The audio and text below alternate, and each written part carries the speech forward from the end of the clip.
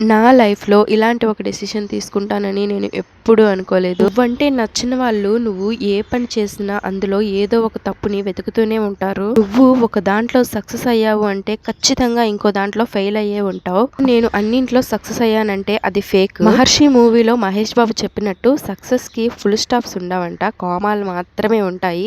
ఇది గుర్తుపెట్టుకోండి. నిన్ను నువ్వు ఒకరితో కంపేర్ చేసుకోవడం ఆపేసే. దేవుడు అందరి లైఫ్‌ని ఒకేలాగా డిజైన్ చేయడు. డబ్బు మాత్రమే హ్యాపీనెస్ ఇస్తుందంటే నేను అస్సలు నమ్మను. డబ్బు లేకపోయినా చాలా హ్యాపీగా ఉండేవాళ్ళు చాలా మంది ఉన్నారు. కోట్లు డబ్బులు సంపాదించి హ్యాపీగా లేని వారు కూడా చాలా మందే ఉన్నారు. డబ్బు మనిషికి చాలా అవసరం. డబ్బు ఉంటే అన్ని వస్తాయి అనుకుంటారు, కానీ అన్ని రావు, కొన్ని మాత్రమే వస్తాయి. డబ్బుతో నువ్వు కొనలేనివి చాలా ఉన్నాయి. ఫర్ ఎగ్జాంపుల్ నేను 2 చెప్తాను. పోయిన మనిషిని తిరిగి తీసుకురాలేవు, బంధాన్ని కొనుక్కోలేవు. బట్టి ఎక్స్పీరియన్స్ ఉంటుందని అనుకుంటారు అందరూ, కానీ నేనైతే కాదని చెప్తాను. ఎందుకో ఒకసారి వినండి. అమ్మాయిలు ఉన్నారు. ఇద్దరు అమ్మాయిలకి కూడా సేమ్ ఏజ్. ఒక అమ్మాయి బాగా డబ్బులో పెరిగింది, ఇంకొక అమ్మాయి వచ్చి పేదరికంలో పెరిగింది. ఇప్పుడు మీరే చెప్పండి, ఇద్దరు ఎక్స్పీరియన్సెస్ ఒకేలాగా ఉంటాయా? ఇప్పుడుతో నేను ఈ టాపిక్ ని ఎండ్ చేసేద్దాం అనుకుంటున్నాను. నా ఈవినింగ్ రొటీన్ అండి ఇది. డైలీ నేను చేసే పని. డైలీ ఈవినింగ్ పూట ఏదో ఒక స్నాక్స్ అయితే చేస్తూ ఉంటాను. ఈ రోజు అయితే ఫ్రెంచ్ ఫ్రైస్ చేశాను. రీసెంట్ గా ఎయిర్ ఫ్రైర్ అయితే అమెజాన్ లో పర్చేస్ చేసాము. దాంట్లో చేయడం కోసమని. పిల్లలకి ఫ్రెంచ్ ఫ్రైస్ అంటే చాలా ఇష్టం. ఎన్ని చేసినా తింటారు. మేము రీసెంట్ గా ఎయిర్ ఫ్రైర్ ఒకటి పర్చేస్ చేసాము అమెజాన్ లో. దాంట్లో ఈ ఫ్రెంచ్ ఫ్రైస్ అనేవి చేసుకోవచ్చు.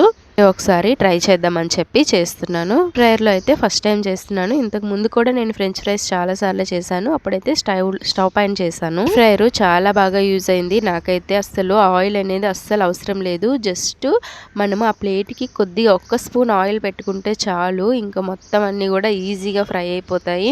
హెల్దీ కూడా. పిల్లలకి ఆయిల్ ఫుడ్ ఎక్కువ పెట్టినా కూడా ఈ మధ్య అస్సలు డైజెషన్ అయితే అవ్వట్లేదు. అదే మాకు చాలా బాగా యూజ్ అయింది. దీనిపైన అన్ని ఆప్షన్స్ కూడా ఇచ్చారు, ఏమేం ఫ్రై చేసుకోవచ్చు అని. ఒక బుక్ కూడా ఇచ్చారు, మనం దీంట్లో ఏమేం ఐటమ్స్ చేసుకోవచ్చు అని. ఒక స్కానర్ కూడా ఇచ్చారు. స్కానర్ లో మనం స్కాన్ చేసుకొని రిజిస్టర్ అయితే ఇంకా మంచి మంచి రెసిపీస్ అయితే మనకి ఇస్తారనమాట. దాన్ని బట్టి మనం చేసేసుకోవచ్చు. ఇప్పుడైతే దాని కింద కొద్దిగా ఆయిల్, ఒక్క స్పూన్ కన్నా కూడా నేను తక్కువ ఆయిల్ని యూస్ చేశాను. దీనిపైన ఇవి ఫ్రెంచ్ ఫ్రైస్ అనేవి పెట్టేసుకోవాలి. టైం సెట్ చేసుకుంటే సరిపోతుంది, ఇంకంతే. ఒక 20 minutes లోనే నాకు మొత్తం అన్ని కూడా ఫ్రై అయిపోయాయి. ఫ్రైస్ సన్నగా కట్ చేసుకుంటే తొందరగా అయిపోతాయి. కొంచెం లావుగా అయితే టైం పడుతుంది. అయినా లోపల ఎలా వేగుతున్నాయో కనిపించడానికి మనకి లైట్ కూడా ఇచ్చారు. లైట్ వేసుకొని చూసుకోవచ్చు అనమాట. మధ్యలో ఒకసారి తీసి మళ్ళీ దాన్ని రివర్స్ చేసి పెట్టేస్తే రెండు వైపులా కూడా మంచిగా ఫ్రై అయిపోతాయి. ఇలా చాలా బెనిఫిట్స్ ఉన్నాయి. ఎక్కువగా గిన్నెలు తోముకునే పని ఉండదు. అలాగే ఇంట్లో కిచెన్ లో ఎక్కువసేపు ఉండే పని కూడా ఉండదు. చాలా ఈజీగా అయిపోతుంది. హౌస్ వైఫ్ కి వంట చేసేదానికన్నా కూడా వంట అయిన తర్వాత వచ్చే గిన్నెలే ఎక్కువ పని అనిపిస్తుంది. లైఫ్ లో అసలు ఇలా జరుగుతుందని అనుకోలేదని చెప్పాను కదా. స్టార్ట్ చేస్తానని అస్సలు అనుకోలేదు. అలాగే యూట్యూబ్ లో ఇలాంటి కంటెంట్ చేయాల్సి వస్తుంది, ఇలాంటి వర్డ్స్ యూజ్ చేయాల్సి వస్తుందని నేను అస్సలు అనుకోలేదు. వాళ్ళు ఇదన్నారు, వీళ్ళు ఇదన్నారు అని చెప్పి ఎప్పుడు గాబరా పడి డిసిషన్ తీసుకోకు. నీ ఫ్యూచర్ ని నువ్వు డిసైడ్ చేసుకో. అందరి మాటలు పట్టించుకుంటూ పోతే మెంటల్ టెన్షన్ చాలా ఎక్కువైపోతుంది. దీన్ని అవాయిడ్ చేయండి. మీ పిల్లల కోసం మీరు బ్రతకండి. నేను ఒక్కటి చెప్తాను, నీ కోసం నువ్వు కష్టపడు. ఇతరుల కోసం ఎప్పుడైతే కష్టపడ్డావో అప్పుడు నీకు వాల్యూ ఉండదు.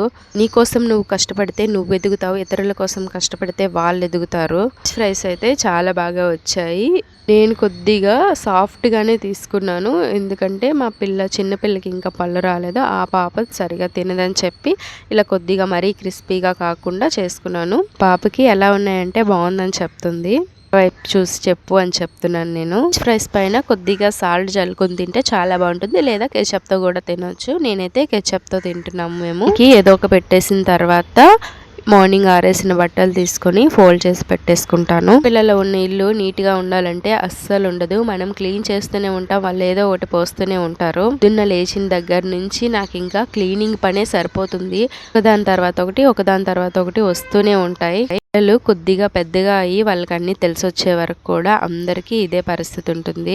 ఎప్పుడైనా ఒక మనిషిని తక్కువ చేసి మాట్లాడేటప్పుడు ఒక్కసారి ఆలోచించుకోండి. మిమ్మల్ని మీరు ఆ పొజిషన్ లో పెట్టుకొని ఆలోచించుకొని అప్పుడు మాట్లాడండి. కాదండి. రోజుల్లో ప్రతిదానికి సైలెంట్గా ఉండి చూసుకుంటూ వెళ్ళిపోదామంటే అస్సలు కుదరదు.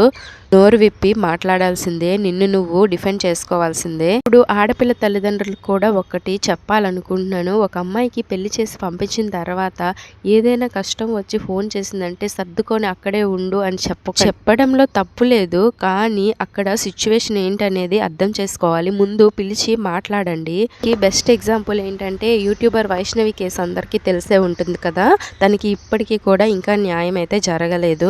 పొజిషన్ లో మీ పిల్లల్ని ఒక్కసారి ఊహించుకొని అప్పుడు మీరు డిసైడ్ అవ్వండి ఏం చెప్పాలి అనేది. జరిగిందని అందరికీ అలానే జరుగుతుందా అని అనుకోకండి, జరుగుతుంది. ఇప్పుడు జనాలు ఎవరు ఎలా ఉన్నారో కూడా తెలియదు. సిచ్యువేషన్ లో ఎవరు ఎలా మారుతారో కూడా ఎవ్వరి చేతుల్లో ఉండదు, ఎవ్వరు ఎక్స్పెక్ట్ చేయలేరు కూడా. కావాల్సింది పరువులు కాదు, పిల్లలు కావాలి. ఏదైనా జరగక ముందే మీరు మంచి డెసిషన్ తీసుకోండి. ఈ కేసు చూసిన తర్వాత చాలా మంది ఆడపిల్లలకి పెళ్లి చేయాలంటేనే భయపడుతున్నారు. మంచి సక్సెస్ వస్తున్న టైంలో ఇలా జరిగింది. ఎవరు రెస్పాన్సిబిలిటీ? వాడిని ఏం చేసినా కూడా ఆ అమ్మాయికి యూజ్ ఉండదు. అలాగని వాడిని నేను ఏం చేయొద్దని చెప్పట్లేదు. అనేది ఖచ్చితంగా పడాలి. సమాజంలో ఇప్పటికీ కూడా అలాంటి వాళ్ళకి సపోర్ట్ చేసే వాళ్ళు కూడా ఉన్నారంటే అర్థం చేసుకోండి మనం ఎలాంటి పరిస్థితుల్లో ఉన్నామనేది. ఈ రెస్పెక్ట్ తో మాట్లాడకపోయినా పర్వాలేదు, హర్ట్ చేయకండి. లైఫ్ లో మనం కలిసే మనుషులు బట్టి మనకి ఎక్స్పీరియన్స్ అనేది వస్తుంది. ఈ టాపిక్ ఇక్కడితో ఎండ్ చేద్దాము అనుకుంటే అస్సలు అవ్వట్లేదు. ఒకటి గుర్తొస్తూనే ఉన్నాయి. అలాగా ఫ్లోలో మాట్లాడేసుకుంటూ వెళ్ళిపోతున్నాను. నేను ఇప్పుడు చెప్పేవన్నీ కూడా నేనేం స్క్రిప్ట్ రాసుకోలేదు, ఎక్కడ చూసి చెప్పలేదు. నేను ఫ్లోలో నాకు ఏమేమైతే వచ్చాయో అవన్నీ నేను అలా చెప్పుకుంటూ వెళ్ళిపోతున్నాను. ఇక్కడితో అయితే నా ఈవినింగ్ రొటీన్ అయితే కంప్లీట్ అయిపోయింది. ఇప్పుడు ఈవినింగ్ మా పిల్లలిద్దరికి స్నానాలు చేపించేసి రెడీ చేసేస్తున్నాను. ఇంకంతే అయిపోయిందండి. ఇంతా కూడా నీట్గా సర్దేసుకుంటాను. ఈవినింగ్ మార్నింగ్ డైలీ 3 times అయితే బెడ్ని సర్దాల్సి వస్తుంది నాకు. పిల్లలు మాటికి ఎక్కి తొక్కుతూ ఉంటారు. నా వీడియోస్ కనుక మీకు యూస్ఫుల్గా అనిపిస్తే ఒక లైక్ చేసి మాలతి థాట్స్ని సబ్స్క్రైబ్ చేసుకోండి. అలాగే నేను చెప్పే వర్డ్స్ అన్నీ కూడా మీకు రియల్గా అనిపిస్తే ఒక కామెంట్ అయితే చేయండి. వీడియోలో పిల్లలు కనిపించకుండా ఎలా వీడియో తీస్తామని మా ఫ్రెండ్స్ అడుగుతున్నారు. కనిపించకుండా చేయడానికి చాలా ట్రై చేస్తాను, కానీ ఈ రోజు అయితే అవ్వలేదు. తీసేటప్పుడు కూడా వాళ్ళు ఎక్కడికి వెళ్ళరు, నా పక్కనే ఉంటారు. కానీ వాళ్ళని హైడ్ చేసి నేను వీడియో తీస్తూ ఉంటాను. అందరినీ అనట్లేదు, కొంతమంది అయితే ఉంటారు ఈ వీడియో చూడడం వల్ల వీళ్ళు ఎక్కడ గొప్పోళ్ళు అయిపోతారో అని చెప్పి కనీసం ఓపెన్ కూడా చేయరు. వీళ్ళందరూ కూడా మనకి దగ్గర వాళ్ళే, ఫ్రెండ్స్, బంధువులు. వీళ్ళల్లో కూడా ఇలాంటి వాళ్ళు చాలా మందే ఉంటారు. అనుకునేవారు మనం వద్దన్నా ఎలాగైనా సరే చూస్తారు. చేసే ఒక లైక్ కామెంట్ వల్ల మనం ఎక్కడ గొప్పోళ్ళం అయిపోతాము అని ఫీల్ అవుతూ ఉంటారు. ఫైనల్గా వైష్ణవికి న్యాయం జరుగుతుందంటారా? కామెంట్ చేయండి. మీ ఒపీనియన్ ఏంటో కూడా నాతో షేర్ చేసుకుంటే కామెంట్లో అయితే చెప్పండి.